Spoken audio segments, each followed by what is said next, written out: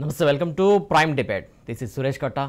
Right, ఎన్నికల వేళ ప్రచార హోరు ఓవైపు ఉండగా సభలు, సమావేశాలు, ర్యాలీలు, బస్సు యాత్రలు ఇలా ఒక్కొక్క పార్టీ ఒక్కో రకమైన రీతిలో ప్రజల్లోకి వెళ్ళి వారి యొక్క సమావేశాలు, వారి యొక్క విషయాలను వెల్లడిస్తున్నటువంటి సిచ్యువేషన్. అలాగే ఓటర్లను సంబంధించి ఓటర్లను ఎలా ఆకట్టుకునే వారి ప్రయత్నం జరుగుతుంది. ఈ నేపథ్యంలో ఒకరిపైన ఒకరు మాటల తూటలు సైతం పేలుతున్నాయి. దీంతో పాటుగా కుటుంబ పాలన విషయంలో పదే పదే అదే రిపీట్ అవుతున్నటువంటి విషయం. మీది కుటుంబ పాలన అంటే మీ పార్టీ కుటుంబ పాలన అనే పెద్ద ఎత్తున ఒకరిపైన ఒక్కొక్కరు విమర్శలు సంధించుకున్నటువంటి పరిస్థితి. ఏదైతే ఇటు బీఆర్ఎస్ కావచ్చు, బీజేపీ కావచ్చు, ముఖ్యంగా వీటికి అంటే బీఆర్ఎస్, కాంగ్రెస్ మధ్య ఎక్కువగా ఇది కనబడుతున్నటువంటి సిచ్యువేషన్. అసలు ఏంటి, ఎట్లా, ఎవరి కుటుంబ పాలన, అసలు ఎవరిది కుటుంబ పాలన కాదు అనే అంశంపైన మనతో స్పందించడానికి ప్రముఖ గెస్టులు సిద్ధంగా ఉన్నారు. రావులరెడ్డి గారు, కాంగ్రెస్ అధికార ప్రతినిధి. నమస్తే అండి రావులరెడ్డి గారు.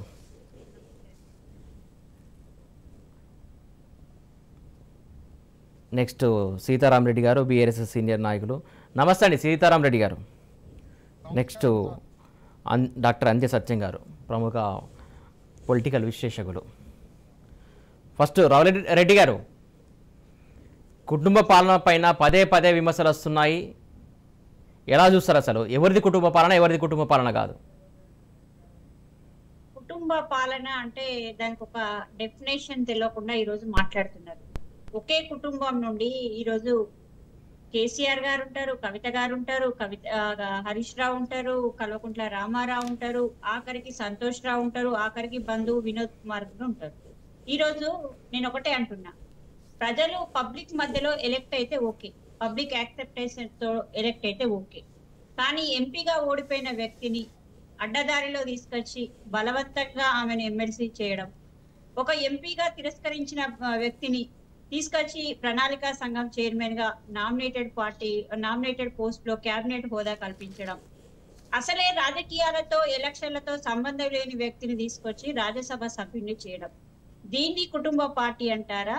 లేకపోతే నెహ్రూ గారు స్వతంత్ర పోరాటం కోసం వేలాది ఎకరాలు దారాదత్తం చేసి ఆస్తిని మొత్తం ఇచ్చిన వ్యక్తి, 10 సంవత్సరాలు జైలు శిక్ష అనుభవించిన వ్యక్తిని ఈరోజు, ఆ తర్వాత ఇందిరాగాంధీ గారు అప్పుడున్న దేశ పరిస్థితులలో ఇందిరాగాంధీ గారి ధీరత్వాన్ని గాని, ఆమె పరిపాలన శైలిని గాని ప్రపంచ దేశాలు కొనియాడినవి. ఆమె మరణాంతరమే రాజీవ్ గాంధీ గారు వచ్చారు. రాజీవ్ గాంధీ గారు కూడా దేశం కోసమే ప్రాణాలు పోయినాయి దేశం రక్షణలోనే. ఈ రకంగా తీస్తే ఈరోజు రాహుల్ గాంధీ గారు ఎంపీగా ఎలక్ట్ అయ్యిండ్రు, సోనియా గాంధీ గారు ఎంపీగా ఎలక్ట్ అయ్యిండ్రు. సోనియా గాంధీ గారి చేతిలో 2 సార్లు అధికారం ఉండి కూడా ప్రధానమంత్రి కావచ్చు, ఎవరు విమర్శ చేసినా చేయకున్నా పూర్తి మెజారిటీ ఉంది కాబట్టి ఆమె ప్రధానమంత్రి అయ్యే అవకాశం ఉన్నా గానీ 2 సార్లు ప్రధానమంత్రి పదవిని చేపట్టలేదు. ఆఖరికి ప్రియాంక గాంధీ గారిని కూడా ఏదో లూప్ లైన్ లో తీసుకొచ్చి ఆమెకు ఏదైనా హోదా ఇవ్వచ్చు, రాహుల్ గాంధీ గారిని కనీసం మంత్రి హోదాలైనా క్యాబినెట్ హోదాలైనా కూర్చోబెట్టచ్చు. కానీ అవేమి చేయకుండా ఈరోజు దేశం కోసం, దేశ ప్రజల స్థితిగతుల కోసం ప్రతి ఒక్క వర్గం నుండి సమాచారాన్ని సేకరించడం, వాళ్ళ కష్ట సుఖాలు తెలుసుకోవడం కోసం భారత్ జోడో యాత్ర, ప్రపంచంలోనే నిలిచిపోయే యాత్ర చేసిన రాహుల్ గాంధీ గారు, గాంధీ కుటుంబం ఎక్కడా, ఈరోజు కల్వకుంట్ల కుటుంబం ఎక్కడా అని ప్రశ్నిస్తున్నా. భోగాలేమో ఒకరివి, త్యాగాలేమో ఇంకొకరివి. త్యాగాల కుటుంబం అంటే గాంధీ కుటుంబం, భోగాల కుటుంబం అంటే కల్వకుంట్ల కుటుంబం. ఇది నేను కాదు, ఈ రోజు యావత్ తెలంగాణ లోకం 4 కోట్ల మంది ప్రజలు అనుకుంటున్నమాట. ఎక్కడికి వెళ్ళినా గానీ వాళ్ళకు పోలిక ఏంటి అంటున్నారు. 100% వీళ్ళది కుటుంబ పార్టీ. ఈ రోజు రాష్ట్రంలో కుటుంబ పార్టీ నడుస్తుంది. ఆ కుటుంబంలో ఉన్న పెద్దలే రాష్ట్రాన్ని శాసించే స్థాయిలో ఉన్నారు. ఆఖరికి స్కామ్లు చేయాలన్నా కూడా మేమే చేయాలని వీళ్ళ కుటుంబంలోనే చేస్తున్నారు తప్ప వేరే వాళ్ళకి అవకాశం ఇవ్వట్లే.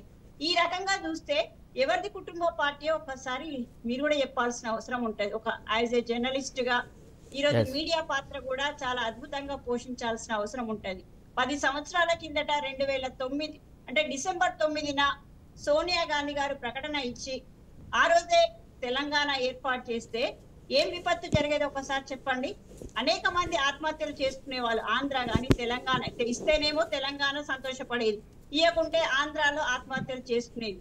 ఆ రకమైన భావోద్వేగాల మధ్య ప్రజలను సమన్వయం చేయడం కోసం కొద్దిగా లేట్ అయినా గానీ ఇచ్చిన మాటకు కట్టుబడి 2014లో తెలంగాణ ఇచ్చింది.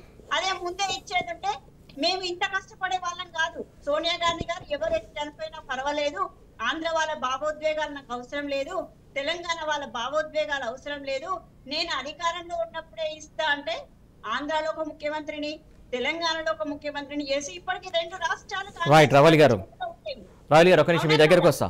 రవలి గారు, సీతారాం రెడ్డి గారు, ఏదైతే కుటుంబ పాలనకు సంబంధించి కాంగ్రెస్ క్లారిటీ ఇచ్చింది అనుకుంటున్నారా, లేకుంటే ఇంకా ఇదే ఆరోపణలు కొనసాగిస్తారా? కుటుంబ పాలన అంటే సార్ వాళ్ళు కూడా నెహ్రూ గాంధీ నుంచి దాదాపు 70-80 సంవత్సరాల నుంచి ఈ రోజు కాంగ్రెస్ పార్టీలో కుటుంబ పాలన, పెద్దరికము అన్ని వాళ్ళవే నడుస్తున్నాయి. సోనియా గాంధీ ఎవరు, రాహుల్ గాంధీ ఎవరు, రాజీవ్ గాంధీ ఎవరు, మరి నెహ్రూ ఎవరు? గాంధీ నుంచి దత్తత తీసుకొని ఈ రోజు ఈ యొక్క భారతదేశాన్ని శాసిస్తున్నటువంటి వాళ్ళు కాదా? ఈ 70 సంవత్సరాల నుంచి కుటుంబ పాలన నడుస్తున్నటువంటిది. మరి ఈ రోజు మమ్మల్ని కుటుంబ పాలన అంటున్నారు. ఈ రోజు ఆయన కేసీఆర్ గారు ప్రాణత్యాగం చేసి తన ప్రాణాన్ని పణంగా పెట్టి ఈ రోజు తెలంగాణ తేవడం జరిగింది. ఎన్నో వందల కుటుంబాలు ఈ రోజు పిల్లలు, స్టూడెంట్స్, సకల జనుల సమ్మె ఎన్నో చేస్తే తప్ప ఈ తెలంగాణ రాలేదు. దాంట్లో కేసీఆర్ గారు ఎంతో కష్టపడి తన ప్రాణాన్ని పణంగా పెట్టి పోయినా పర్లేదని చెప్పి పోరాడి తెచ్చారు. మరి నిన్నటి దాకా మొన్న వీళ్ళు ప్రధానమంత్రులు. సీతారాం రెడ్డి గారు ఒక నిమిషం. డాక్టర్ అంది సత్యం గారు, ఇక్కడ చూసుకున్నట్లయితే ఒక పార్టీ పైన ఒక పార్టీ పదే ఆరోపణలు చేసుకుంటుంది. అసలు ఇందులో కుటుంబ పాలన అనే దానికి అర్థం వేరని చెప్పేసి ఇందాక రవలి గారు చెప్పారు. ప్లస్ ఆయన ఏమో గాంజాల కుటుంబం అంటున్నారు. దీన్ని ఎలా చూడాలి అసలు? ఒక నిమిషం వస్తానండి. సీతారాం రెడ్డి గారు, అంది సత్యం గారు చెప్పండి. ఇవాళ వారసత్వం అంటే ఒకటి ఉద్యమ వారసత్వం ఉంటుంది, పదవుల వారసత్వం ఉంటుంది. కాబట్టి ఉద్యమ వారసత్వం ఉంటే ప్రజలు అంగీకరిస్తారు. అంటే ఒక కుటుంబంలో తండ్రి, కొడుకులు, పిల్లలు అందరూ కూడా జైల్లో పోయినటువంటి చరిత్ర స్వాతంత్ర ఉద్యమంలో ఉంది. ఆ తర్వాత ఉద్యమంలో కూడా ఉద్యమాల్లో పాత్ర వహిస్తే ఖచ్చితంగా ఒకే కుటుంబ సభ్యులైనా ప్రజలు యాక్సెప్ట్ చేస్తారు. సాయుధ పోరాటం తెలంగాణలో ఒకే కుటుంబం నుంచి అనేక మంది చేసిన వాళ్ళు, అనేక మంది కుటుంబాలను కోల్పోయినటువంటి వాళ్ళు ఉన్నారు. సాయుధ పోరాటమే కాదు, ఆ పార్లమెంటరీ ఉద్యమంలో కూడా అటువంటి ఉద్యమం నిర్వహిస్తే వారసత్వం అనేటువంటిది చర్చకు రాదు. అలా కాకుండా ఏ ఉద్యమ నేపథ్యం లేకుండా తండ్రి పిల్లలకు, పిల్లలు ఇంకో పిల్లలకు పదవులు ఇచ్చుకుంటూ పోతే అది వారసత్వంగా కన్సిడర్ చేయాల్సి వస్తుంది, ప్రజల్లో ఆ పాత్ర లేకపోతే. కాబట్టి ఇవాళ కేసీఆర్ కుటుంబ వారసత్వం లేదా నెహ్రూ కుటుంబ వారసత్వాన్ని అట్లా కంపేర్ చేయాలి తప్ప మనం కుటుంబ సభ్యులు రాజకీయాలు ఉండరు కాబట్టి కుటుంబ వారసత్వం అనేటువంటి అవకాశం లేదు. అందుకని ఇవాళ ఖచ్చితంగా 2 కుటుంబాలను పోల్చినప్పుడు ఆ నెహ్రూ కుటుంబం నుంచి వచ్చినటువంటి వాళ్ళు ప్రాణత్యాగాలు ఉన్నాయి వాటిల్లో. దాంట్లో నెహ్రూ జైలు చేయబడ్డాడు. తర్వాత నేషనల్ ఇంటిగ్రిటీ కోసం ఇందిరాగాంధీ ప్రాణత్యాగం చేసింది. తర్వాత రాజీవ్ గాంధీ దేశ ఇంట్రెస్ట్ల కోసమే. ఎందుకంటే శ్రీలంకలో డిగో గార్షియా నుంచి అమెరికా వచ్చి స్థావరాలు ఏర్పాటు చేయాలనుకుంటే అంతకు ముందే మన ఒడ్డున అమెరికా రావటం కరెక్ట్ కాదని ఐపీకే పేరు మీద శ్రీలంకలో జోక్యం చేసుకోండి. అలా శ్రీలంకలో అమెరికా జోక్యం చేసుకోకుండా కాపాడినందుకు శ్రీలంక ఉగ్రవాదులు రాజీవ్ గాంధీ చంపేశారు.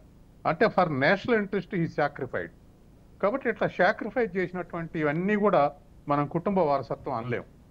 తర్వాత ఇవాళ వచ్చినటువంటి దాంట్లో కేసీఆర్ ఉద్యమం చేశాడు, కానీ వారసులు ఉద్యమం చేశారన్నప్పుడు ఖచ్చితంగా హరీష్ రావుని మనం కుటుంబ వారసుడు, రాజకీయాల వారసత్వంకి వచ్చినాయి అనలేము. కానీ మిగతా వాళ్ళ విషయాలకు వచ్చినప్పుడు అది కొంతమేరకు వర్తించేటువంటి అవకాశం ఉంది. ఏదేమైనా ఉద్యమంలో ఉన్నప్పుడు కుటుంబ సభ్యులైనా ప్రజలు యాక్సెప్ట్ చేస్తారు.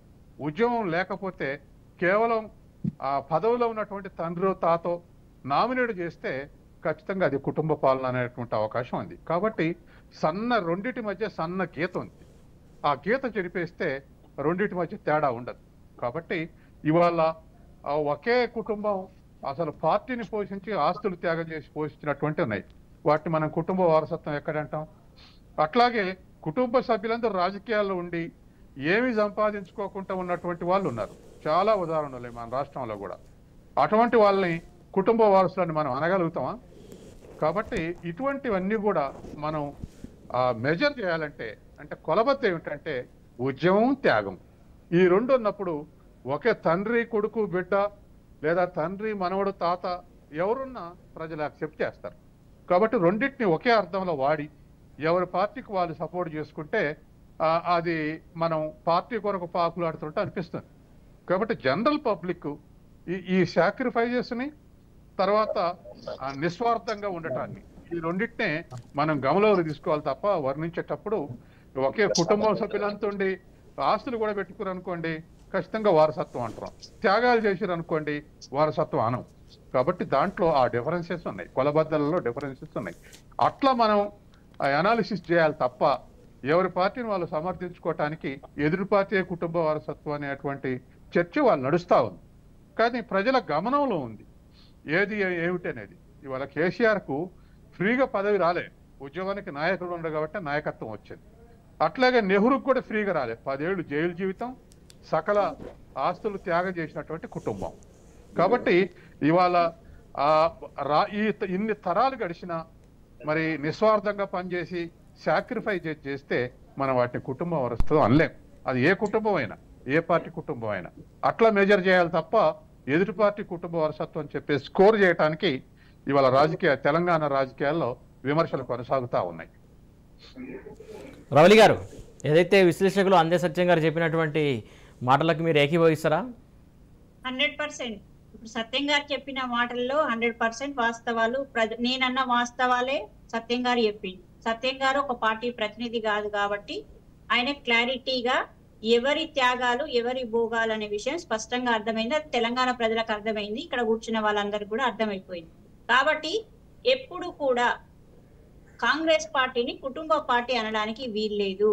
వాళ్ళు ఒకరి త్యాగం తర్వాత ఒకరు వచ్చారు తప్ప అందరూ మూకుమ్మడిగా అధికారాన్ని పంచుకోలేదు. ఈ రోజు ఇన్ని సంవత్సరాలు గడిచినా గానీ వాళ్ళ ఆస్తులు దేశం కోసం త్యాగం చేసింది కానీ కనీసం ఉండడానికి ఇల్లు కూడా లేదు. రాహుల్ గాంధీ గారు చెప్తున్నారు, నాకు ఉండడానికి కూడా ఇల్లు లేదు కానీ భారతదేశం మొత్తం నా ఇల్లే అంటున్నాడు. అట్లా వాళ్ళు భారతదేశ ప్రజల అభిమానాన్ని చూరగొన్నారు తప్ప భారతదేశ ప్రజల మనసులను సంపాదించిండ్రు తప్ప వాళ్ళు కోట్లాది ఆస్తులు ఎక్కడా కూడబెట్టలేదు. కోట్లాది రూపాయల బట్టలు ధరిస్తూ విదేశ పర్యటనలు చేయట్లేదు. కాబట్టి ఈ రోజు నుండి కాదు, ఎప్పుడైనా కానీ కాంగ్రెస్ పార్టీ అంటే వాళ్ళ కుటుంబం అంటే కుటుంబము అంటే సంపాదన కోసం రాజకీయాల్లో రాలేదు. ఆమె రాజీవ్ గాంధీ గారు చనిపోయినప్పుడు సోనియా గాంధీ గారు ఒక మాట అన్నారు, నా భర్తను నాకు తిరిగిస్తే నేను వెళ్ళిపోతా, లేకపోతే నా భర్త కలిసిన మట్టిలోనే నేను కలిసిపోతా అనే ఒక పదం చాలు. భారతదేశ వివాహ వ్యవస్థకు సాంప్రదాయానికి కట్టుబడి ఈ దేశంలోనే కష్ట నష్టాలు పడుకుంటూ అప్పటికి ఆమెకు రాజకీయాలతో సంబంధం లేకున్నా కానీ ఆమె ఒక తల్లిగా 2 పిల్లల్ని ఓదార్స్తూ ఆమె బయటికి వచ్చి దేశాన్ని ఒక స్థితిలో పెట్టింది. కాబట్టి దాన్ని ఆమె కుటుంబ పార్టీ అన్నద్దు. ఆమెను ఏ రకంగా కూడా నిందించినా గానీ ఆకాశం మీద ఉమ్మేసినట్టు అవుతుందని వాస్తవము ప్రజలందరికీ తెలుసు, మనకు కూడా తెలుసు. కానీ పార్టీలో ఉన్నాం కదా అని చెప్పేసి ఆమెను రకరకాల మాటలు, ఎన్ని అనకూడని మాటలు కూడా అంటున్నారు. తెల్లాలేస్తే భారత మాతకు జై అంటారు. కానీ ఒక భారతదేశ సాంప్రదాయ కట్టుబాట్లకు విలువలకు విలువనిచ్చిన ఒక స్త్రీ వేరే దేశం నుండి వచ్చి ఇక్కడ దేశస్తుని పెళ్లి చేసుకొని ఇక్కడ కట్టుబడు సాంప్రదాయాలకు పెద్దపీట వేస్తూ భారతదేశ సంస్కృతిని గౌరవిస్తూ ఉండే స్త్రీని మాత్రం గౌరవించడం మనకు తెలియదు. కాబట్టి అది మన దౌర్భాగ్యం. అంటే మేము ఇట్లే ఉంటాం, ఇదే దేశభక్తి అనుకునే వాళ్ళు ఒక విషయం కళ్ళు తెరుచుకొని అర్థం చేసుకోవాల్సిన అవసరం ఉంది. కాబట్టి కుటుంబ పార్టీ ఎవరు, తెలంగాణలో కుటుంబ పార్టీ ఎవరిది అనే విషయము స్పష్టంగా తెలంగాణ ప్రజలకు తెలుసు, విశ్లేషకులకు తెలుసు, ఈ రోజు తెలంగాణలో ఉన్న వర్గాలందరికీ తెలుసు. ఈ రోజు సబ్బండ వర్గాలు కొట్లాడితే తెలంగాణ వచ్చింది. తెలంగాణలో అన్ని వర్గాలు ప్రాణత్యాగం చేసినాయి, ఒక కుటుంబం తప్ప. వాళ్ళ కుటుంబం నుండి కనీసం ఒక్క నష్టం జరిగిందో చెప్పమని చెప్పండి. ఇంతకుముందు చెప్పారు సత్యం గారు, రాజీవ్ గాంధీ గారి కుటుంబం నుండి తరతరాలను కోల్పోతూ వస్తున్నది. తరతరాలను కోల్పోతూ దేశం కోసం ఇక్కడే ఉంటున్నారు. వాళ్ళు వేరే దగ్గరికి వెళ్ళి బతకలేరా? వాళ్ళ ఆస్తులు సంపాదించే ఉంటే ఇక్కడే ఉండాల్సిన అవసరం ఏముంది? కాబట్టి అట్లాంటి మాటలకు తావివ్వకుండా ఏదో రాజకీయం చేస్తున్నాం కదా అని చెప్పి విమర్శలు చేయకుండా ఉంటే మంచిది అంటున్నా. ఇప్పటికైనా ప్రజల దగ్గర ఒక సాంప్రదాయబద్ధంగా ఓట్లను ఎట్లా తెచ్చుకోవాలో ఆలోచించుకోవడం పెట్టుకోవాలి తప్ప కాంగ్రెస్ పార్టీని నిందిస్తేనే మాకు ఓట్లు వస్తాయి, కాంగ్రెస్ పార్టీని హటావు అంటేనే మీ దేశాన్ని ఆక్రమించుకోగలుగుతాం అనే పగటి కలలు కనడం మానుకోవాలి. ఓకే, ఒక్క నిమిషం. మనకు బీజేపీ ఓబీసీ నాయకులు కూడా జాయిన్ అయ్యారు. గొల్ల రాజు యాదవ్ గారు. రాజు యాదవ్ గారు నమస్తే అండి. నమస్కారం. రైట్, కుటుంబ పార్టీ కుటుంబ పాలన అని పదే పదే మీరు కూడా ఆరోపిస్తూ ఉంటారు. అసలు ఎవరిది కుటుంబ పార్టీ, ఎవరిది కుటుంబ పాలన? వాస్తవంగా ఈ తెలంగాణ రాష్ట్రంలో కుటుంబ పాలన అనేది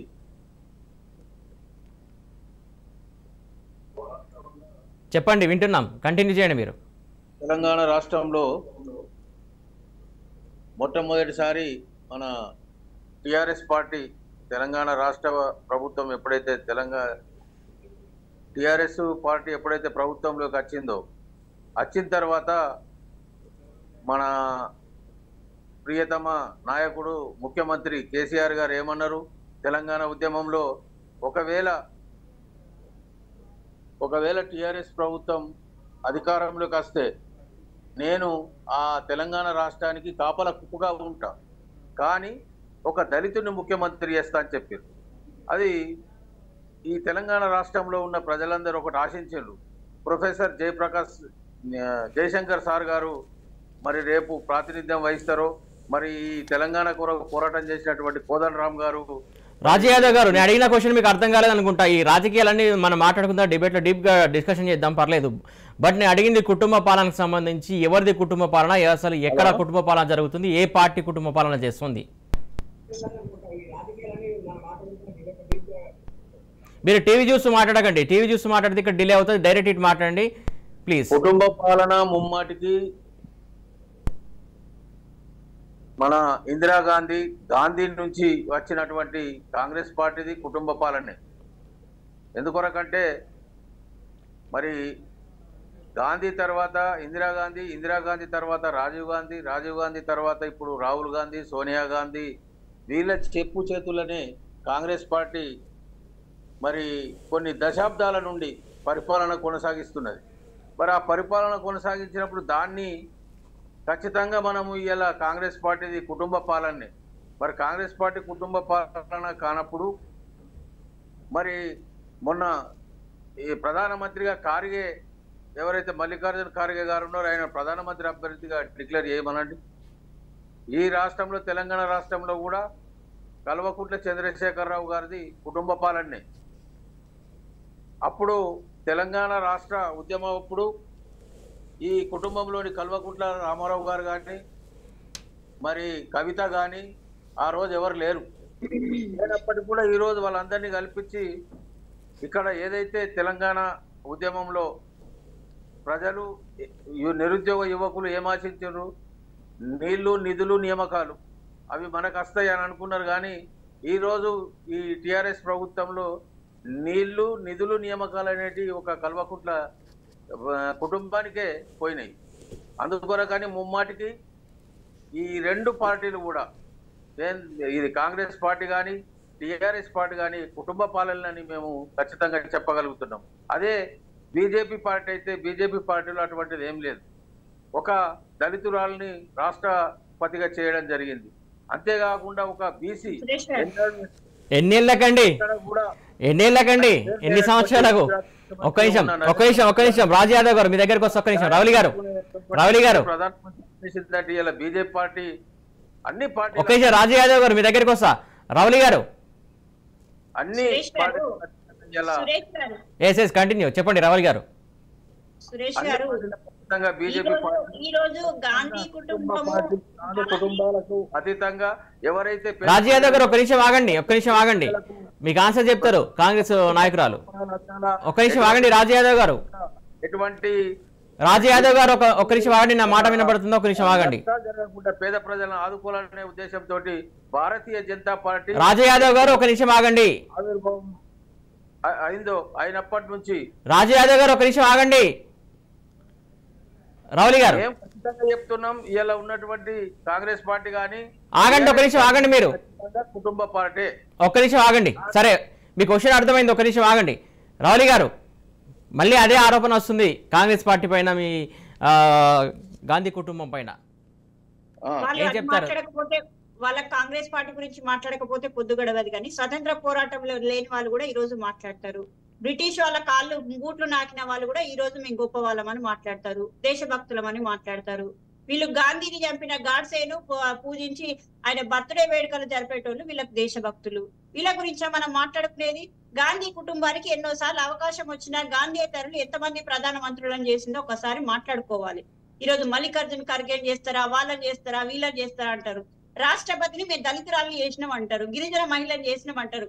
మరి ఎందుకు పార్లమెంట్ లోకి గిరిజన మహిళను ఎందుకు మొట్టమొదటి అంటే భారతదేశానికి తొలి మహిళ అని మీరు గిరిజన మహిళను చేసినామని చెప్తున్నారు కదా, మరి ప్రథమ పౌరురాలని పార్లమెంట్ లోకి ఎందుకు అలౌ చేయలేదని నేను అంటున్నా. అంటే మీరు ఇచ్చేది ఇదే గౌరవమా? మీరు ఒక గిరిజన మహిళకి ఇచ్చే గౌరవమా? ఓటు బ్యాంకు కోసం మేము ఇది చేసాం అది చేసామని చెప్పుకుంటున్నారు. మీకు ఎక్కడ అసలు సంస్కారం లేని పార్టీ ఏదైనా ఉందంటే భారతీయ జనతా పార్టీ. ఒక భారతదేశ మహిళ, భారతీయ వివాహ వ్యవస్థకు కట్టుబడి ఇక్కడ ఉన్న మహిళను ఇష్టారీతిలో ఏది పడితే అది మాట్లాడతారు.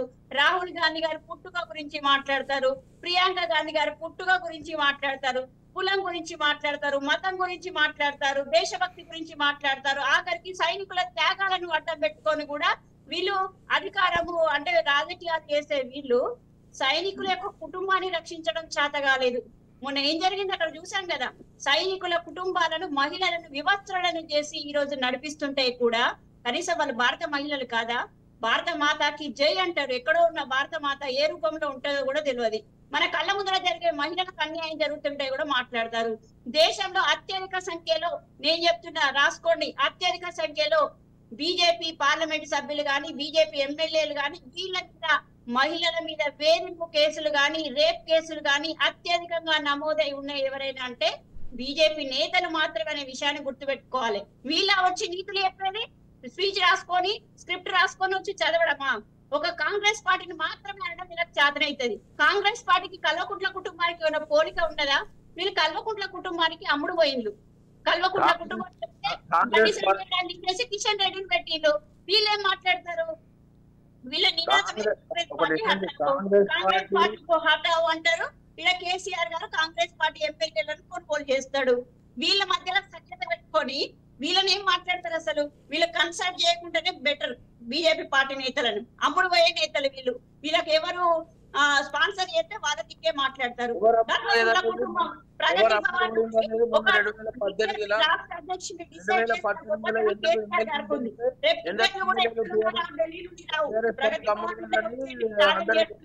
ప్రగతి భవన్ నుండి కేసీఆర్ గారు బీజేపీ పార్టీ టికెట్లను డిసైడ్ చేస్తున్నాడు. ఆయన ఇచ్చిన లిస్ట్ మాత్రమే రేపు అనౌన్స్ రాబోతుందనే మాట వాస్తవం. రైట్. రాజు యాదవ్ గారు అతిపెద్ద ఆరోపణ వస్తుంది, ప్రగతి భవన్ నుంచి కేసీఆర్ లిస్ట్ ఇస్తేనే బీజేపీ ఫాలో అవుతుంది అనేది నిజమా? అది నిజం కాదు, శుద్ధ అబద్ధం. మేము ఒకటి ఎగ్జాంపుల్ చెప్తాం మీకు. 2018 ఎన్నికల్లో కాంగ్రెస్ పార్టీ తరఫున గెలిచినటువంటి శాసనసభ్యులందరూ మూకుమ్మడిగా 12, 14, 15 మంది అమ్ముడు పోతే ఈ కాంగ్రెస్ పార్టీ ఏం చేసింది? వాళ్ళకు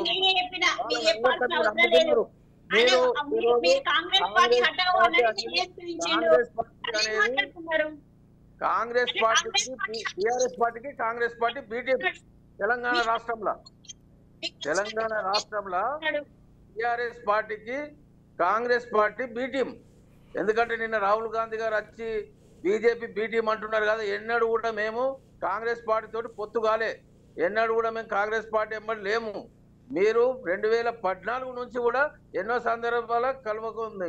కేసీఆర్ ను కేంద్ర మంత్రి చేసిండ్రు, హరీష్ రావును రాష్ట్ర మంత్రి చేసిండ్రు. మీరు ఈరోజు బీజేపీ పార్టీ మీద ఏదో బురద జల్లాలని ప్రయత్నం చేస్తే అది చాలా పొరపాటు.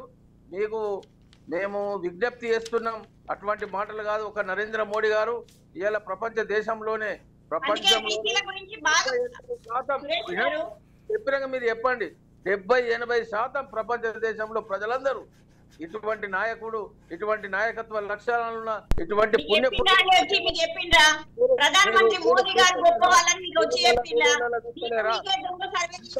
ఈ దేశం అంతా ఎన్ని హైదరాబాద్ లో ఎందరు చచ్చిపోయారు, ఎంత రక్తార్పణమైంది. రైట్. సత్యం గారు, ఆ, ఈ ఇరు పార్టీల మధ్య అవే ఆరోపణలు అదే పంతా కొనసాగుతుంది అంటే ఒక క్లారిటీ మాత్రం దొరకట్లేని పరిస్థితి. ఎందుకు ఈ ఆరోపణలు ఇలాగే కంటిన్యూ అవుతున్నాయి అసలు?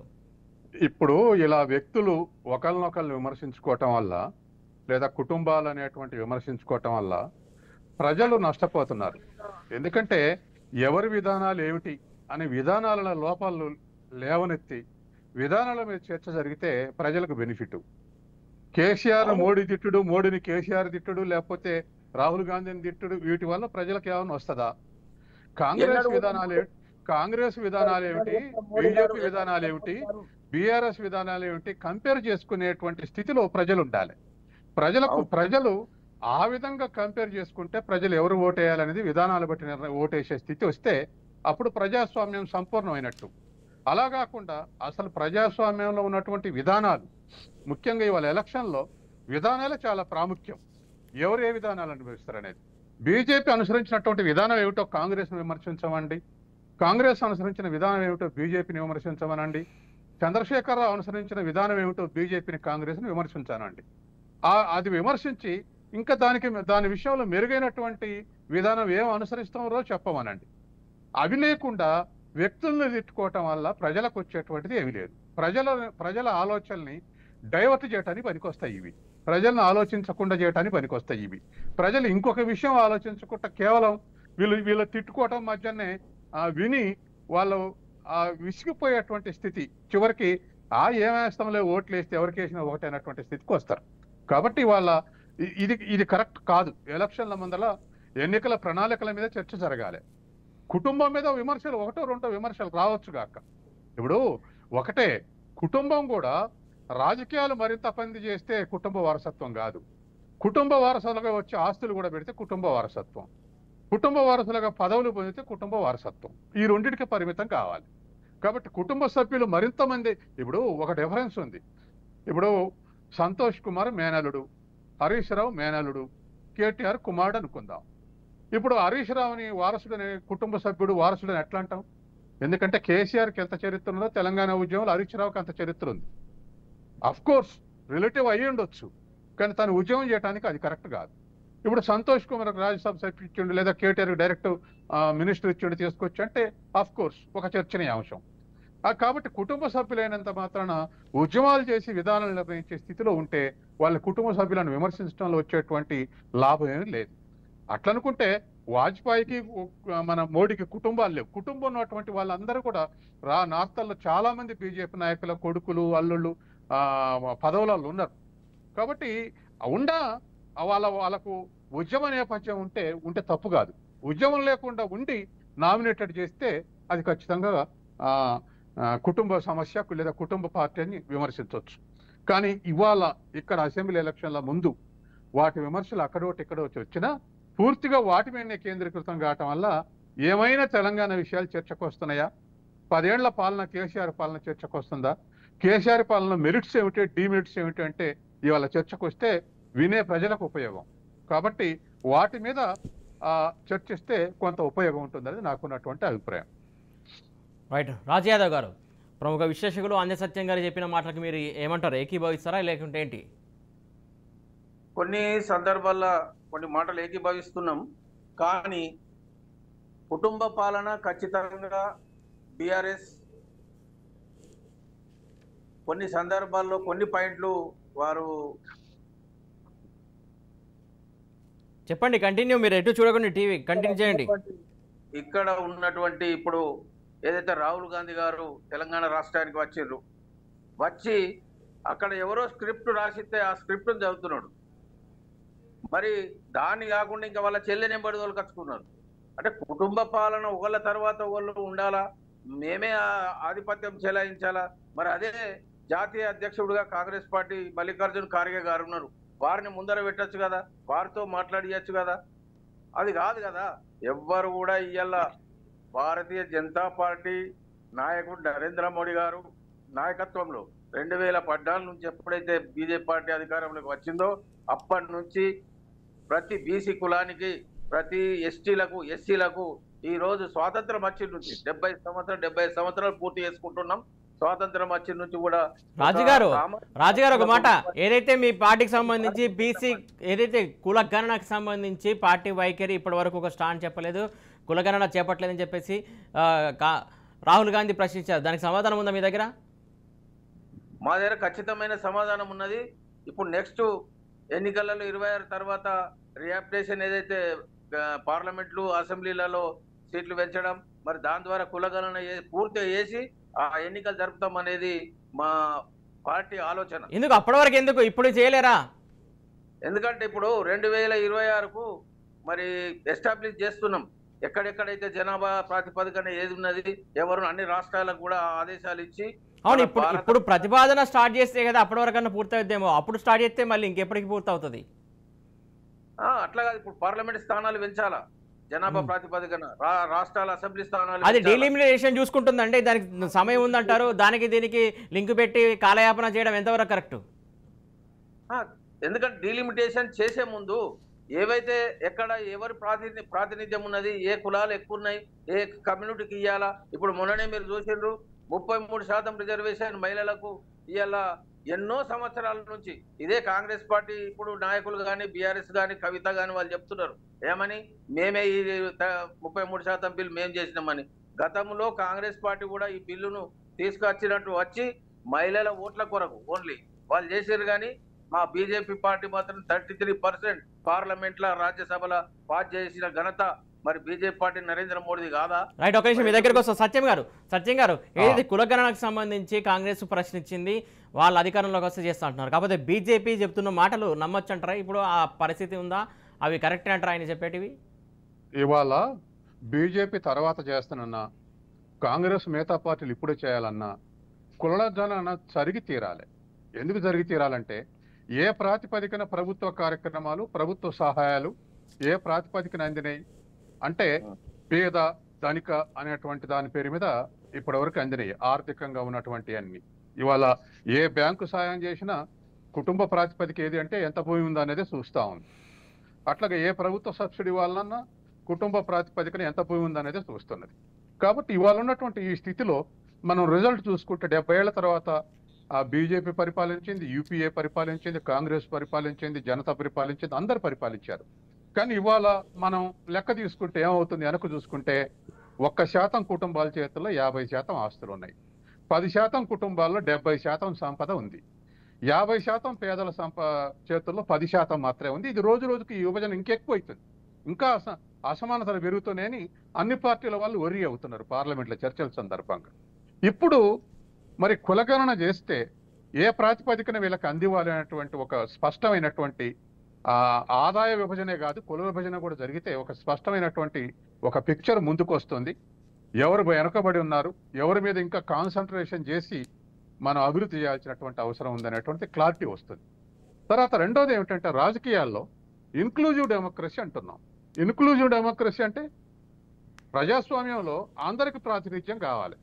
ప్రజాస్వామ్యంలో అందరికి ప్రాతినిధ్యం కావాలంటే ఖచ్చితంగా ఇవాళ ఉన్నటువంటి పరిస్థితుల్లో అన్ని వర్గాలకు ప్రాతినిధ్యం ఉండాలి, అన్ని కులాలకు ప్రాతినిధ్యం ఉండాలి. ఇవాళ మీరు చూస్తున్నారు కదా, ఇప్పుడు బీసీల క్లెయిమ్ ఏమిటంటే మేము 55% మంది ఉన్నాం, మాకు 2%, 3%, 10% మంది, అట్లాగే 90 మంది ప్రిన్సిపల్ సెక్రటరీ సెంట్రల్ గవర్నమెంట్ అంటే 3 ఓబీసీలు ఉన్నారు. ఇటువంటి లెక్కలన్నీ చాలా దారుణంగా ఉన్నాయి. నేను ఒక ఏడాది కింద ఒక సదస్సు పెట్టారు, దానికి ఎస్సీ కమిషన్ చైర్మన్, మాజీ యూజీసీ చైర్మన్ సుఖదేవ్ తొరాటే వచ్చాడు ముఖ్య అతిథిగా. నేను ప్రిసైడ్ చేశా ఆ సమావేశాన్ని. ఆయన లెక్క చెప్తే నేనే ఆశ్చర్యపోయా. ఆయన ఏమంటాడంటే ఎవరి కులపోళ్ళు ఎవరైతే ఒక ఇండస్ట్రీ పెడతారో ఆ ఇండస్ట్రీ పెట్టినటువంటి కులపోళ్ళు ఆ ఇండస్ట్రీలో 69% మంది పనిచేస్తారట. యావరేజ్న ఒక ఇండస్ట్రీలో 80% ఉండొచ్చు, ఇండస్ట్రీలో 50% ఉండొచ్చు సొంత కులపోళ్ళు. కానీ యావరేజ్న ఎవరి కులపాయన ఇండస్ట్రీ పెడితే ఆ కులపోళ్ళు 69% మంది యావరేజ్న భారతదేశంలో ఉన్నారు. తర్వాత ఏ కులం చేతులు ఉన్నాయంటే 99% ఇండస్ట్రీస్ డెవలప్డ్ క్యాస్ట్ల చేతులు ఉన్నాయి ఇండస్ట్రీస్. అంటే ఆయన లెక్క ప్రకారం ఏ డెవలప్డ్ క్యాస్ట్లు పెడితే ఎవరు వాళ్ళ దాంట్లో ఎంప్లాయీస్ అనేది తేలిపోతుంది. అంటే రిజర్వేషన్ల మీద జరిగే కొట్లాట అంట ఉష్కాకి. అంటే పబ్లిక్ సెక్టార్ ఎంత ఉంది ఇవాళ ఇంకా కుంచకపోయింది, అలా ఉద్యోగాలు ఎన్ని నింపిన దాంట్లో వచ్చినాయన్ని. కాబట్టి గుర్రానికి గడ్డిపోస గట్టి స్వారీ చేసినట్టు ఇవాళ ఉన్నటువంటి పరిస్థితి ఉంది. కాబట్టి ఈ నిజాలన్నీ కరెక్ట్ చేసుకోవడానికి, ఎందుకంటే మనకు అక్కడ భారతదేశంలో చాలా డిస్టర్బెన్సెస్ వస్తున్నాయి. నక్సల్బరీ ఉద్యమం పేరు మీద ఒక అకాలీ ఉద్యమం ఒకటి, ఆల్ అస్సాం ఒకటి, తమిళ మిలిటెంట్ ఒకటి, ఇటువంటి చాలా చోట్ల చాలా ప్రాంతీయ కుల లేదా మత ఉద్యమాలు వస్తున్నాయి. ఇవన్నీ ముందు ముందు ఒక దేశ ఇంటిగ్రిటీ ఉండాలంటే ఖచ్చితంగా ఎవరెక్కడ ఉన్నారో తెలవాలి, ఎవరు ఏ మైలు రాయి దగ్గర ఉన్నారో తెలవాలి, ఏ సంఖ్య ఎవరి సంఖ్య ఎంత ఉందో తేలాలి. తేలితే అప్పుడు ప్రభుత్వం ఏ విధానాలు అనుసరించాలని తేలుతుంది. కాబట్టి ప్రతిపక్షాలు ముందన్నా బీజేపీ తర్వాత అన్నా ఏదేమైనా ఇది ఖచ్చితంగా జరిగి తీరాలి. అయితే ఇవాళ రాజకీయ చర్చ ఏమిటి, ఎందుకు ఇట్లా ఒకరికొకరు అడ్డం జరుగుతున్నారంటే, ప్రతిపక్షాలంటే బీజేపీ అనుమానిస్తుందంటే హిందువులు 80% మంది ఉన్నారు. మత విభజన ముస్లిం వర్సెస్ హిందూ రాజకీయాలు బీజేపీ చేస్తుంది, ఓపెన్గా చెప్తుంది మేము హిందువుల కోసం పనిచేస్తున్నామని. కాబట్టి హిందువుల్ని కోసం ఆర్గనైజ్ చేసి శాశ్వతంగా అధికారంలో ఉండాలి లేదా మెజారిటీ పార్టీగా మాది ఉండాలి, కాబట్టి మత విభజన ప్రకారం రాజకీయాలు నడుస్తున్నాయి అనేటువంటిది బీజేపీకి ఉన్న అవగాహన. ఇప్పుడు ప్రతిపక్షాల కుల విభజన అనే వరకల్లా ఏ కులాలు ఎంతమంది ఉన్నారని తేలుద్ది. అంటే హిందూ మతాన్ని ఒకటే ఉండకుండా కులాల పేరు మీద విభజించడానికి ప్రతిపక్షాలు చేస్తున్నాయి, కాబట్టి మాకు నష్టం జరుగుతున్నటువంటి అంతర్లీనమైనటువంటి ఆలోచన బీజేపీ బుర్రలో ఉంది. కాబట్టి ఇవాళ ప్రతిపక్షాలు ఉన్న విషయం బీజేపీ అనుమానిస్తుంది, బీజేపీ అనే మాటల్ని ప్రతిపక్షాలు అనుమానిస్తున్నాయి. ఎవరు అనుమానించినా ఎవరే రాజకీయాలు చేసినా ఇవాళ ప్రజలు ఎక్కడ ఎవరు ఏ విధమైనటువంటి స్థితిలో ఉన్నారు, వాళ్ళని ఎట్లా బయటకు తీసుకురావాలనే విషయంలో మాత్రం కుల గణన జరిగితేనే ఇది తేలేటువంటి అవకాశం ఉంది. అంటే డయాగ్నోస్ చేయకుండా శరీరానికి వైద్యం చేసినట్టు ఉంది ఇప్పటి వరకు మన విధానాలు. డయాగ్నోస్ చేయాలి, శరీరంలో ఎక్కడ ఏ పార్ట్ ఉంది దేనికి సోకిందనేది డయాగ్నోస్ చేయాలి. కాబట్టి అలా డయాగ్నోస్ చేయకుండా విధానాలు అమలుస్తే ఇప్పుడున్న రిజల్టే వస్తాయి. ఈ డయాగ్నోసిస్లో ఇదొక ఆస్పెక్ట్, కులం అనేటువంటి కుల విభజన కుల గణన అనేది ఒక ఆస్పెక్ట్. తర్వాత రెండవది కులాలు కూడా, కుల చైతన్యం వేరు, కుల తత్వం వేరు. ఎదుటి కులాన్ని ద్వేషించడం కుల తత్వం. ఇవాళ బీహార్లో కులానికి ఒక సైన్యం ఉంది, ఎవడైనా ఒక కులాన్ని మాట్లాడితే ఎదుటి కులాన్ని పోయి కాల్ చేసి వచ్చే స్థితి ఉంది, అది కుల తత్వం. కుల చైతన్యం తమిళనాడులో చాలా మంది సంస్కర్తలు కుల చైతన్యం తీసుకొచ్చారు. హాస్టళ్లు కట్టుకున్నారు, పిల్లగాళ్ళకు చదువులు చెప్పించుకున్నారు, ఉద్యోగాలకు కోచింగ్లు ఇచ్చుకున్నారు, తర్వాత మ్యారేజ్ ఫంక్షన్ హాల్ కట్టుకున్నారు, తర్వాత మాకు సీట్లు ఎక్కువ అని అడిగారు, మాకు మా జనాభా ఎంతరు, మా జనాభా పరమైన సీట్లు అడుగుతున్నారు. ఇవేవి తప్పు కావు, ఇవన్నీ కుల చైతన్యంలో భాగాలు. రైట్. కానీ ఎదుటి కులాన్ని ద్వేషించడం అనేది కుల తత్వం కిందికి వస్తుంది. కాబట్టి దేశవ్యాప్తంగా ఈ కుల గణన జరిగితే, ఒక డయాగ్నోస్ జరిగితే దానికి ప్రిస్క్రిప్షన్ ఏం ఆచరించాలో అది ఏ పార్టీ అధికారంలో ఉన్నా, బీజేపీ ఉన్నా కాంగ్రెస్ ఉన్నా అనేది నిర్ణయించుకునే అవకాశం. రాజ్ యాదవ్ గారు, సత్యం గారు చెప్పినట్టు కొన్ని కీలకమైనటువంటి పాయింట్ చెప్పారు. బీజేపీ వారి యొక్క ఏ విషయాన్నైనా వారు ఓన్ చేసుకోవడానికి లేకుంటే జనాల సానుభూతి పొందడానికి కొన్ని చేస్తారు అని అంటున్నారు. దానికి మీరేమంటారు? పెద్దలు సత్యం గారు చెప్పినట్టు Bharatiya Janata party BJP party ఇవాళ మన 55%, 54% ఏదైతే వెనుకబడిన తరగతుల వారు బీసీలు ఉన్నారో ఈ దేశంలో, వాళ్ళ కొరకు గత సంవత్సరం క్యాబినెట్లో 27 మందిని ఓబీసీలను కేంద్ర క్యాబినెట్లో క్యాబినెట్ మినిస్టర్లుగా, రాష్ట్ర మంత్రులుగా తీసుకోవడం జరిగింది. అంతేకాకుండా ఎస్సీ ఎస్టీలకు కూడా తగు ప్రాతినిధ్యం ఇవ్వాలా, పేదవారు కూడా చట్టసభల్లో వాణి వినిపించాలా, వారు కూడా ఈ దేశంలో పౌరులే, వాళ్ళకు కూడా సమానత్వం ఇవ్వాలని చెప్పి ఎస్సీలకు ఎస్టీలకు కూడా పెద్దపీట వేసినటువంటి ఘనత ఈరోజు భారతీయ జనతా పార్టీ, అది నరేంద్ర మోడీ గారి నాయకత్వంలో జరిగిందనే విషయం పెద్దలు అందే సత్యం గారికి నేను తెలియజేస్తున్నా. ఇది వాస్తవం కాదా? 27 మందిని ఓబీసీలను ఒకేసారి కేంద్ర క్యాబినెట్లో తీసుకున్న చరిత్ర గతంలో ఎప్పుడైనా ఉన్నదా? అంటే మీరు అనాలిసిస్ చేసి మీరు చెప్పిన దాన్ని మున్ముందు కూడా ఇంకా ఈ ఓబీసీలకు కానీ బీసీలకు కానీ తగు న్యాయం చేసే పార్టీ ఏదైనా ఉన్నది ఈ భారతదేశంలో అంటే అది భారతీయ జనతా పార్టీ అని ప్రధాని నరేంద్ర మోడీ గారు మన నిర్ధారణ చేసిండ్రు. ఇది సత్యం. అంతేకాకుండా మనకు కులగణన ఖచ్చితంగా చేయాలా, ఏదైతే ఈ అసెంబ్లీ పార్లమెంటు సీట్లు 26 వరకు ఏదైతే మనం పెంచాలనుకుంటున్నామో పెంచిన తర్వాత ఎక్కడెక్కడ ఏ జాతి ఏ మతం వాళ్ళు ఉన్నారో వాళ్ళందరికీ కూడా మరి న్యాయం జరగాలనే ఉద్దేశంతో 2026 తర్వాత 26 ఎన్నికలకు ఇదంతా పూర్తి కులగణన వేసి మరి మొత్తం అన్ని జాతులకు అన్ని మతాల వారికి న్యాయం చేయాలనే ఉద్దేశంతో భారతీయ జనతా పార్టీ కట్టుబడి ఉన్నది.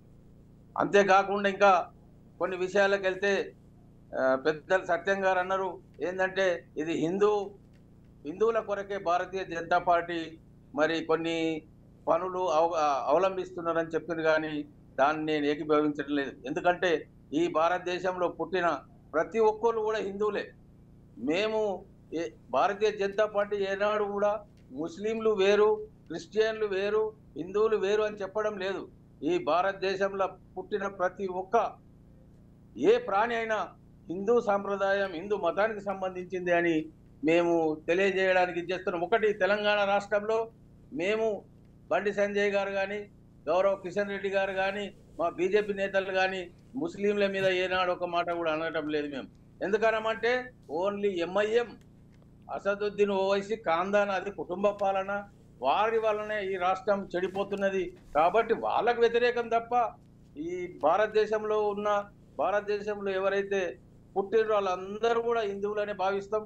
వాళ్ళ డిఎన్ఏ వాళ్ళ రక్తం కూడా ఒకటే, మన రక్తం. రాజీ యాదవ్ గారు ఇందాక కూడా కాంగ్రెస్ పార్టీకి సంబంధించి కావచ్చు, బీఆర్ఎస్ కావచ్చు, ఒక మాట అన్నారు, ఏదైతే కుటుంబ పాలన అని పదే నిందలేస్తారు, ఆరోపిస్తారు. త్యాగాలు చేసి కుటుంబం త్యాగాలు చేసి రాజకీయాల్లో ఉంటుంది, ప్రజాసేవ చేస్తుంది అంటుంది. త్యాగాలను ఎందుకు గుర్తించట్లేదు మీరు అనేది వారి ప్రశ్న. త్యాగాలను గుర్తించే కదా ఒక 70 సంవత్సరాలు ఆ పార్టీని, కాంగ్రెస్ పార్టీని అధికారంలో ఉంచినాం. వాళ్ళు పరిపాలన చేసి మీరుంచిరా, ప్రజలు ఉంచారా? ప్రజలు ఇచ్చిర్రు. మేము కూడా పార్లమెంట్ లో కూడా ఎక్కడైనా కానీ వారికి సహకరించారు కదా. అప్పుడు వాజ్పేయి ప్రభుత్వం కంటే ముందు కూడా గత 50 మీరు ఇందాక ఒక మాట అంటే ఉంచినామంటే ఒక మాట గుర్తుకొస్తుంది. బి టీం అంటే ఇలాగే ఏర్పడుతుందా? ఒకరిపైన ఒకరు బి టీంలుగా మార్చుకుంటున్నారు, ఈ రకంగానే బి టీంలా మారుతుంది మీరు? బి టీము ఈ మధ్యనే ఇవి పుడుతున్నాయి, కానీ అంతకుముందు ఎక్కడ లేకుండే. మీరు ఇందాక ఒక మాట అన్నారు, మేమే 57 సంవత్సరాల వాళ్ళకి అధికారాన్ని ఇచ్చామని అంటున్నారు. అంటే అప్పటి నుంచే బి టీంగా ఉన్నారా? ఆ బి టీంగా లేము. కాకపోతే కొన్ని సందర్భాలు వాళ్ళు ఏదైతే త్యాగాలు వాళ్ళు చేసిన దాని కొరకు ఈ దేశ ప్రజలు వాళ్ళకు ఓటింగ్ లో వాళ్ళకి ఇచ్చిన తర్వాత దాని వ్యతిరేకం ఎక్కడ కూడా చేయాలి. కానీ పదే ఏదైతే త్యాగాలు చేసిన వాళ్ళు అంటే ఒక్కటే కాదు, ఉద్యమాలు చేసి వస్తున్నారు, ప్రాణత్యాగం చేసి వస్తున్నారు. వారిని పదే కుటుంబ పాలన అనడం తప్పు. ఎందుకంటే వాళ్ళు ఫైట్ చేస్తున్నారు కదా, జనాలకు సంబంధించి సేవ చేస్తున్నారు కదా అనేది ప్రధానంగా వస్తున్నటువంటి విషయం. దాన్ని ఎందుకు గమనించట్లేదు బీజేపీ ఎప్పుడు కూడా మతతత్వ రాజకీయాలను ప్రోత్సహిస్తుంది అని చెప్పేసి ఆరోపణ. దాన్ని ఎట్లా తీసుకుంటారు మీరు? మతతత్వ ఆరోపణలు, మతం గురించి మాత్రం బీజేపీ ఎప్పుడు కూడా, మేము ఇంతమూల చెప్పిన భారతదేశంలో పుట్టిన ప్రతి హిందూ భారతీయుడే. సత్యం గారు ఈ మాటను ఎలా చూస్తారు అసలు ఒక విశ్లేషకులుగా, సీనియర్ విశ్లేషకులు మీరు? ఇప్పుడు మనకు బీజేపీ, ఇప్పుడు రాజు గారు చెప్పిన ఆస్పెక్ట్ లో బీజేపీ నడిస్తే ఈ దేశానికి మంచిదే. అంతేకాదు ఎవరైనా మతాన్ని ఉపయోగించుకోవటం, కాంగ్రెస్ సెక్యులర్ పార్టీ అని పేరున్నప్పటికీ కూడా లోకల్గా హైదరాబాద్లో గతంలో జరిగినటువంటి సంఘర్షణలు కాంగ్రెస్ అధికారం ఉన్నప్పుడే జరిగినాయి.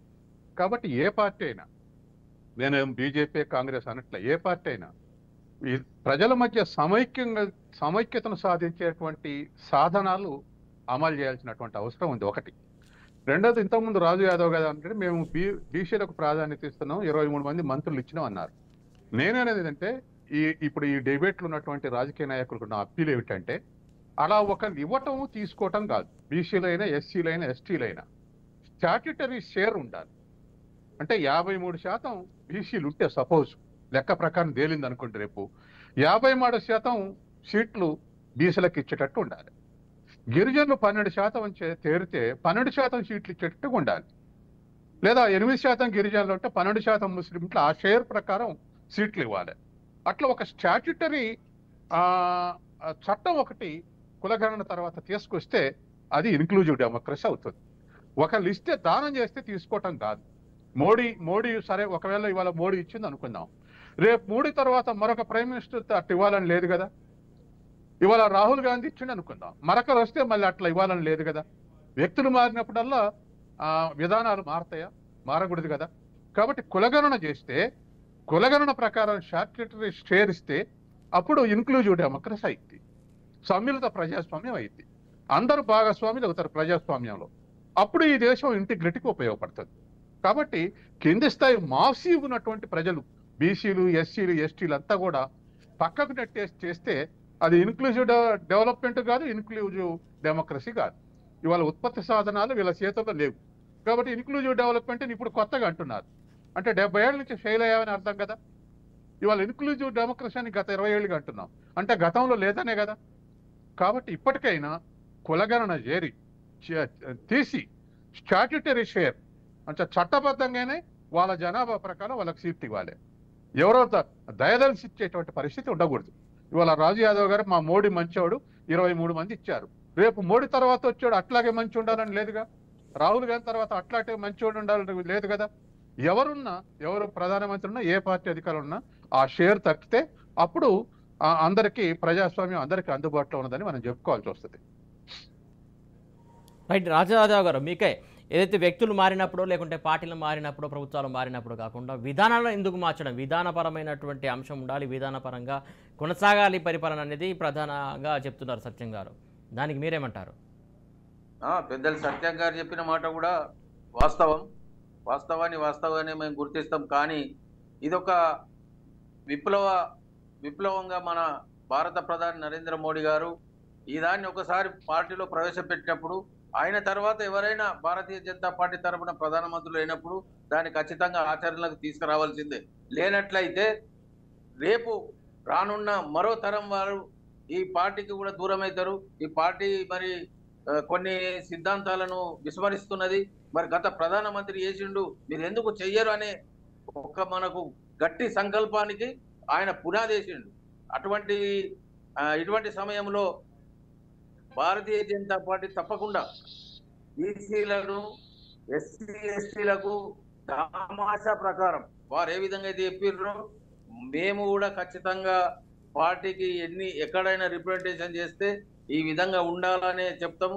ఆ విధానాలు ఖచ్చితంగా అమలైతాయని మాకు పూర్తి విశ్వాసం, నమ్మకం ఉన్నది. మేము ప్రజలకు కూడా కల్పించడానికే మరి మన క్యాబినెట్లు వాళ్ళు 23 అంటున్నారు, కానీ 27 మందిని ఓబీసీలను మనము కేంద్రంలో క్యాబినెట్ మినిస్టర్లుగా, రాష్ట్ర స్థాయి మినిస్టర్లుగా మరి 18 అంతా ఓకే లెక్క. కానీ రాజు యాదవ్ గారు, అంటే ఇంకో మాట కూడా పదే మీ పార్టీ పైన ఆరోపణ వస్తుంది. ఏదైతే ఒక బీసీ నేత ప్రధాని అయినప్పుడు ఇంకా బీసీలకు సంబంధించి కావచ్చు, కుల గణనకు సంబంధించి కావచ్చు, పదే ఆరోపణ వస్తుంది. దానిపైన ఎందుకు రియాక్ట్ అవ్వట్లేదు, ఎందుకు స్పందించట్లేదు అనేది ప్రధాన ప్రశ్న అందరి.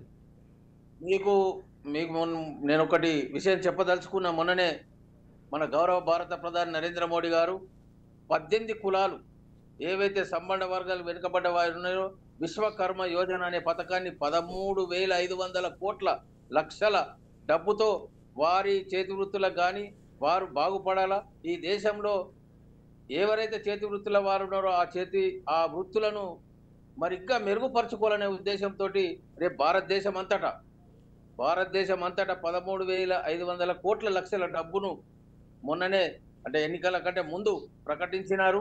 మరి అదే విధంగా ఇంప్లిమెంటేషన్ కూడా రేపు రానున్న రోజుల్లో జరుగుతుంది. దాంతో బీసీలకు ఎవరికి ఏ చాతుర్యం ఉన్నది, ఏ నైపుణ్యం ఉన్నది, ఆ నైపుణ్యంతో వాళ్ళు అభివృద్ధి చెందాలనే ముఖ్య ఉద్దేశమే భారతీయ జనతా పార్టీ ముఖ్య ఉద్దేశం, మరి భారత ప్రధాని నరేంద్ర మోడీ గారిది కూడా అని ఈ సందర్భంగా మీకు నేను తెలియజేస్తాను. సత్య గారు, ఏదైతే ఆయన చెప్తున్నట్లు బీసీలకు కావచ్చు, ఏదైతే 18 సబ్బండ వర్గాలకు అది న్యాయం చేకూరే విధంగా ఉందా ఆ స్కీమ్? అసలు ఇప్పుడు ఏ స్కీమ్ ఇచ్చినా, బీసీలకు కాంగ్రెస్ ఇచ్చినా, బీజేపీ ఇచ్చినా, కమ్యూనిస్టులు ఇచ్చినా, ఎవరిచ్చినా ఇవ్వటం తీసుకోవటం అనేది బెనిఫిషియరీని క్రియేట్ చేస్తుంది, అంటే లబ్ధిదారులను సృష్టిస్తుంది. ఇలా లబ్ధిదారులని 70 ఏళ్ల సంగతి సృష్టిస్తూనే ఎవరు ప్రభుత్వాలు సహాయం చేసుకోవటం, తీసుకోవటం. కానీ మనం అడిగేది ఏంటంటే ఇవాళ పాత్రదారులను చేయాలి. పాత్రదారులు కావాలంటే రాజకీయ అధికారం కావాలి. రాజకీయ అధికారం ఉంటేనే పాత్రదారులు అవుతారు. కాబట్టి రాజకీయ అధికారం ఉంటేనే ఇవాళ మీరు చూడండి, ఇండస్ట్రియల్ ఓనర్షిప్ 99% డెవలప్డ్ కాస్ట్ల చేతుల్లో ఉందని అఫీషియల్గా సుఖ్దేవ్ తోరాడ్ చెప్పాడన్న. అట్లాగే మీడియా ఎవరి చేతుల్లో ఉంది? అగైన్ మళ్ళీ డెవలప్డ్ కాస్ట్ల చేతుల్లోనే ఉంది. అంటే ఇప్పుడు నిర్ణయించేది వీళ్ళు అయినప్పుడు కింద లబ్ధిదారులు వాళ్ళు అవుతారు. కానీ పాత్రదారులు కావాలంటే ఇందులో కూడా వీళ్ళకు షేర్ ఉండాలి. అంటే పొలిటికల్ పాత్రదారులు చేయకుండానే ఇలాంటి స్కీములు చెప్పి ఇలాంటి స్కీములు అడ్డం బూచి చూపించేసి వాళ్ళని పక్కదారిగా పాటిస్తున్నారా, లేకుంటే సూత్రధారులుగా తయారు చేస్తున్నారా?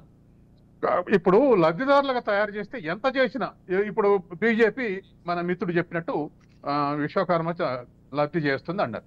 రేపు కాంగ్రెస్ వచ్చి ఇంకో 5% పెంచి మళ్ళీ లబ్ధి చేస్తానంటది. ఇలా లబ్ధి అనేది తాత్కాలిక ఉపశమనం అంటున్నా. ఇది ఉపశమనమే, కానీ తాత్కాలిక ఉపశమనం. శాశ్వత పరిష్కారం కావాలంటే ఖచ్చితంగా రాజకీయ అధికారం కావాలి. రాజకీయ అధికారంలో, ఉత్పత్తి సాధనాలలో, డిఫరెంట్ టూల్స్లో వీళ్ళ పాత్ర పెరిగితేనే కావలసినటువంటి పవర్ చేతులకు వస్తుంది. అది రానంత కాలం ఇట్లాగే ఉంటుంది. చాలా మంది వాళ్ళ మనం 3%, 4% ఉన్న క్యాస్ట్ రాష్ట్రాన్ని ఏళ్తుందని విమర్శలు చేసుకుంటుంటే మనం వింటున్నాంగా. ఎక్కడి నుంచి వచ్చింది ఆ పవరు? కాబట్టి అందరిలోనూ అది ఆ ఎంపవర్మెంట్ వస్తేనే ఇవాళ ముందుకు పోయేటువంటి అవకాశం ఉంది, సమాజం ముందుకు పోయే అవకాశం ఉంది. లేకపోతే ఖచ్చితంగా రకరకాల ఇన్సిడెంట్స్ జరుగుతూనే ఉంటాయి, వాటిని బలవంతంగా అణిచేస్తూనే ఉంటారు. ఇది కొనసాగుతుంది. రైట్ రాజు గారు, శాశ్వత ఉపశమనం కాకుండా ఏదైతే తాత్కాలిక ఉపశమనం ద్వారా ఇంకెన్నాళ్ళు కాలయాపన చేస్తారో, ఏదైతే నిప్పుల మీద నీళ్లు చల్లినట్టు కదా, ఆ చల్లారిస్తే సరిపోతుంది, ఇంకా ఆ వేడి అక్కడికి ఆగిపోతుంది కదా అన్నట్టు అలాంటి పరిపాలన సాగుతుంది. అది ఎంతవరకు కరెక్ట్ అని అంటున్నారు, మీరేమంటారు? మేము చెప్పేది బీజేపీ కాదు, అన్ని పార్టీలు కూడా అదే పరిస్థితిలో ఉన్నాయి. రాష్ట్ర ప్రభుత్వాలు కూడా అలాగే ఉన్నాయి, కేంద్ర ప్రభుత్వాలు కూడా అలాగే ఉన్నాయి. దానికి సంబంధించి అడిగా. ఇప్పుడు ఒక్క మాట ఇప్పుడు చూడండి, ప్రాక్టికల్ గా చూడండి.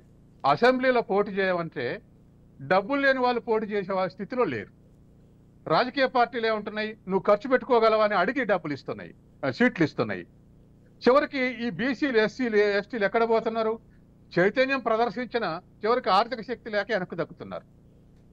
మీ విమర్శలకు మీరు రెడ్డోళ్ళకి ఇన్ని ఇచ్చారు, లేకపోతే వేమలకి ఇన్ని ఇచ్చారని విమర్శించడంలో ఉపయోగం లేదు. ఎందుకని అంటే ఆర్థిక శక్తి ఉన్న వాళ్ళకి టికెట్ ఇస్తా ఉన్నప్పుడు వీళ్ళు వెనక్కిపోతున్నారు. కాబట్టి పాత్రదారులు కావాలంటే ఈ శక్తి అంతా కావాలి. రైట్ అండి, సమయం మించిపోయింది. థ్యాంక్ యూ సో మచ్ సత్యం గారు, అలాగే సీతారాం రెడ్డి గారు, అలాగే రాజు యాదవ్ గారు, అలాగే రౌలి రెడ్డి గారు. థ్యాంక్ యూ సో మచ్ అండి. డిబేట్లో పాల్పంచుకొని మీ అభిప్రాయాలు తెలియజేసినందుకు థ్యాంక్ యూ సో మచ్. మొత్తానికి కుటుంబ పాలన అనేది త్యాగాలు చేస్తున్నటువంటి ఎన్నో ఏళ్ళుగా వారి యొక్క కుటుంబాలు వాళ్ళ యొక్క అప్పుడు ఉన్నటువంటి సిచ్యువేషన్ ప్రకారం వాళ్ళు ప్రాణత్యాగాలు చేశారు, అలాగే ఆస్తి త్యాగం కూడా చేశారు. అలాగే ఒక వంశపరంగా వస్తుంది కాదది, వాళ్ళు ప్రజల్లో ఫైట్ చేస్తారు, ప్రజాసేవ చేస్తారు. వాళ్ళ కుటుంబమే మొత్తానికి త్యాగం చేసి సేవ చేస్తుందని చెప్పేసి కాంగ్రెస్ పార్టీ చెప్తుంది. ఇటు బీఆర్ఎస్ సంబంధించి కూడా బీఆర్ఎస్ ఉద్యమం చేసి వచ్చారు, ఉద్యమం నేతలు వాళ్ళు ఉద్యమం చేసి వచ్చినటువంటి నేపథ్యంలోనే పదవులు వచ్చాయి తప్ప ఎక్కడ కూడా మధ్యంతరం వచ్చిన పదవులు కాదు. ఖచ్చితంగా ఉద్యమం చేసిన వాళ్ళని ఆదరిస్తున్నారు, ప్రజలు ఆదరిస్తున్నారు. దీనికి వేరే వాళ్ళు ఎన్ని విమర్శలు చేసినా మాకు సంబంధం లేదని చెప్పేసి బీఆర్ఎస్ చెప్తున్నటువంటి పరిస్థితి. ఇక బీజేపీ కూడా అదే పందాలో ఖచ్చితంగా కుటుంబ పాలన ఉంటుంది. మొత్తానికి ఏదేమైనా కూడా ఆరోపణలు ప్రత్యారోపణలు కామన్ అయినప్పుడు కూడా ప్రజాసేవ చేసే రకంగా ఎవరైనా చేయొచ్చు అనేది ప్రధాన అంశంగా మనకు కనబడుతున్నటువంటి సిచ్యువేషన్. ఇది వాటి prime debate. Keep watching Raj news.